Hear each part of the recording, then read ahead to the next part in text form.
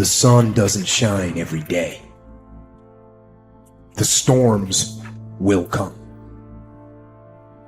There are times when the nights will be long and dark and you will be alone. There will be times when the darkness seems to consume everything.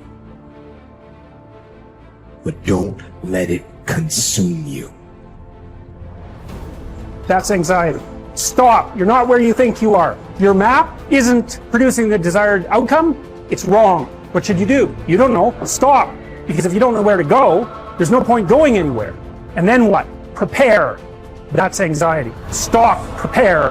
Well, people hate that because, well, for obvious reasons. Prepare. For what? Everything. Very, very demanding psychophysiologically. And that's also something that's really worth knowing. It's like anxiety isn't just a psychological state that's unpleasant. It's like you're revved up and you're burning resources like mad. And you're in a biochemical state such that's optimized for quick action, but that's toxic if you inhabit it for any length of time. So not knowing what to do, that is not good. And it isn't just that it makes you feel bad. It's you're running your machinery faster than you can replenish it. For some reason, there is this facade that life should be full of happiness and without its suffering, which actually makes us suffer even more. Because when we get sad or something bad happens, we do not only feel bad about the thing itself, but we also feel bad because our life is not the way it is supposed to be. Not realizing suffering and sadness is just a part of life, and they're inevitable. Unless you learn your lesson, it will keep hurting. Not only it will never stop, it will also keep increasing the amount, so you won't get used to it. And it doesn't matter how you get knocked down in life, because that's going to happen. All that matters is that you got to get up. You have to get up. Whatever experience you're having right now, it has not come to stay. It has come to pass. Sometimes you have to just back up and go within yourself and pray and meditate and recharge your batteries. Go away, clear your head, and then come back and look at it from a different vantage point. Don't operate while you are under the spell or the effect of what's going on. Don't allow your emotions to control you. We are emotional, but you want to begin to discipline your emotion. If you don't discipline and contain your emotions, they will use you. You don't have to force yourself or motivate yourself to think negatively, to be depressed, to beat yourself up over the head, to feel loaded with guilt. You don't have to make any effort to do that. Your mind is on automatic. It will do that by itself. But if you want to begin to move into your own personal greatness, you've got to be willing to go against the tide. You've got to be willing to harness your will and say, in spite of this, I'm in control here. I'm not going to let this get me down. I'm not going to let this destroy me. I'm coming back. The same situation can either be perceived as a lead ball chained to your feet or as wings growing out of your shoulder blades. How you interpret the challenge is crucial to your success of overcoming it.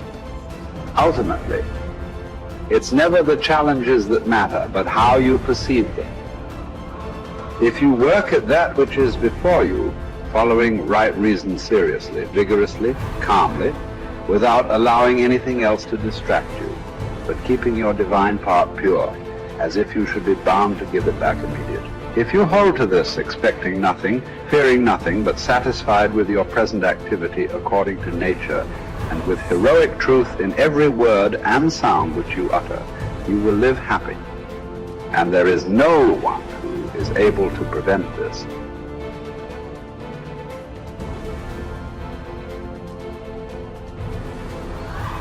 We are all bound by this oath to bear the ills of mortal life and to submit with a good grace to what we cannot avoid. So the spirit must be trained to a realization and an acceptance of its lot. It must come to see that there is nothing fortune will shrink from.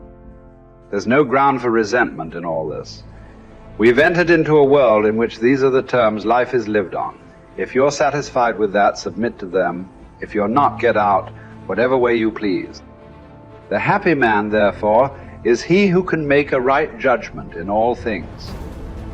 He is happy who in his present circumstances, whatever they may be, is satisfied and on friendly terms with the conditions of his life, that man is happy, whose reason recommends to him the whole posture of his affairs. How do you bear the suffering that is at the crux of life without becoming tempted and embittered?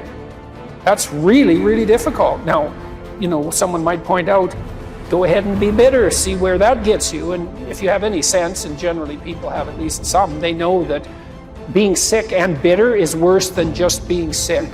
And that being right, it's worse, but it's very hard temptation to avoid. Sometimes you want to be bitter just out of spite in some sense, because things are so terrible. All you've got left is your willingness to shake your fist, and say, well, really? Is this like this many poisonous snakes? Really? That's like, maybe I could have learned with just 1 or 2, not 100. And so, but we're all stuck with that. And I think we're stuck with it at every level of our life in some senses. How do we maintain a high order moral orientation in spite of suffering and malevolence? Do you think that the man has any thought of mending his ways who counts over his vices as if they were virtues? Therefore, as far as possible, prove yourself guilty, hunt up charges against yourself, play the part first of accuser, then of judge, last of intercessor. At times be harsh with yourself. Set yourself free for your own sake.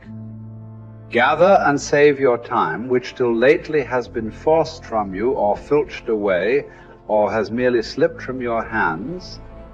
Make yourself believe the truth of my words, that certain moments are torn from us, that some are gently removed, and that others glide beyond our reach. The most disgraceful kind of loss, however, is that due to carelessness. Furthermore, if you will pay close heed to the problem, you will find that the largest portion of our life passes while we are doing ill, a goodly share while we are doing nothing, and the whole while we are doing that which is not to the purpose. What man can you show me who places any value on his time, who reckons the worth of each day, who understands that he is dying daily? For we are mistaken when we look forward to death. The major portion of death has already passed. Whatever years be behind us are in death's hands. We should not manifest surprise at any sort of condition into which we are born, and which should be lamented by no one, simply because it is equally ordained for all. Yes, I say equally ordained, for a man might have experienced even that which he has escaped. And an equal law consists not of that which all have experienced, but of that which is laid down for all. Be sure to prescribe for your mind this sense of equity. We should pay without complaint the tax of our mortality. If you're looking for certainty, the reality of suffering is certain.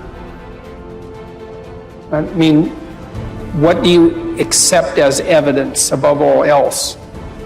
That's a good question. That's a hard question. But I would say pain is up there. It's very difficult not to believe in the reality of your own pain. It's somewhat easier not to believe in the reality of other people's pain.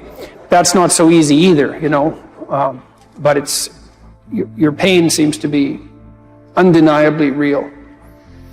And so it does beg a question, which is, if pain is undeniably real, is that which overcomes pain even more real?